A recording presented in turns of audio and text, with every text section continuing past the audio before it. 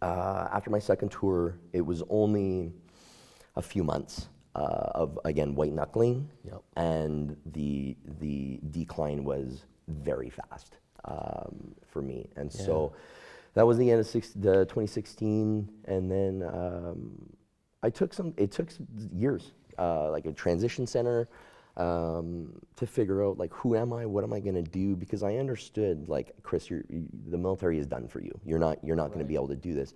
So looking at myself, saying, like, well, what skill sets do I have? What can I do? It's scary getting out, because you've been babysat for so long and handheld, and then all of a sudden the gate closes and that's you're it. done, right? Exactly. And all your friends that you had in the military, well, you're not friends anymore, because the green machine still needs to operate. Yep. They're still deployed and gone. Exactly. So they're doing the military thing, and they have the freedom to do whatever you want, but that's also scary, because saying to myself, what am I going to do? So when I first got out, I said, okay,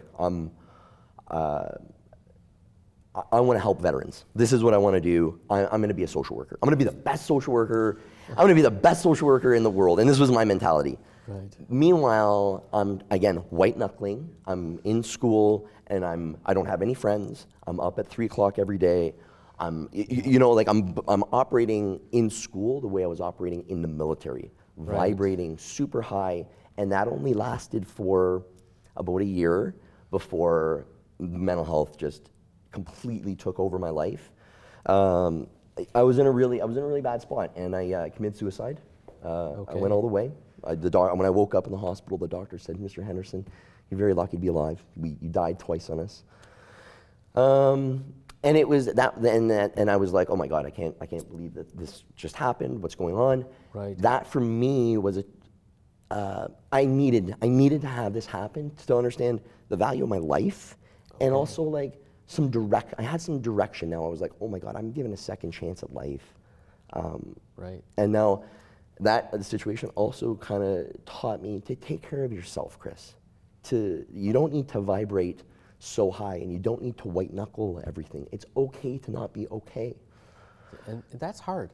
That's very hard for guys like us to understand, because we've always been told, you're a rock, you're a machine, don't show emotion, don't be weak. Don't be vulnerable. And don't be vulnerable. And then all of a sudden, it's okay to, take a knee if you need to, and take a knee, drink some water.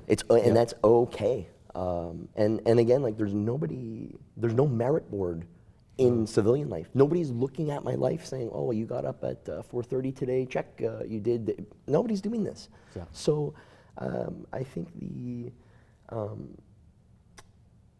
stressors that were the most difficult were the ones I was putting on myself when I had left the military. And it took, I would say, it took a few years to kind of figure it out, figure out, like, what I want to do and who I am. Who's Chris Henderson? And now I feel pretty good with where I'm at. I'm going to be going to Cordon Bleu in April. Excellent. I own a restaurant in Mexico with my girlfriend, and I know it sounds wild. Yeah, so I have to ask, because this is a question that I've been thinking about for a while. How does Chris Henderson, Army, kicking doors in Afghanistan, go to plant-based barbecue shop in Mexico? I know it's why I can't even believe it when I tell people. They're like, how did you end up here? Cooking has always been a love of mine. Okay. And growing up, I never really explored it, because like, the place where I grew up is typically women are the ones in the kitchen. Right. And that's sort of the mentality that I had. So I was like, I like to cook, but I don't want to be seen as like, maybe he's girly or whatever. And so cooking was always a passion, and I just never said anything. And even in Afghanistan, I was always the one volunteering in flying kitchens. When we were out in the middle of nowhere, I was the one volunteering I'm like, I'll cook everybody, I'll do all the cooking. And then finally, when I left the military, I just really started exploring cooking. And at this time, I'm also transitioning from meat-based diet to, like, beef and broccoli, like paleo and CrossFit, here we go, to, wait a minute, I don't like the way I feel anymore eating meat. I'm gonna switch over to plant-based. And the transition was difficult because in the start, I was always looking for replacements. Replacements for burgers, replacements for pizza, chicken wings. Okay. And I finally said, like, being the, I don't know, capable I said, what are the ingredients in this? Maybe I can make this.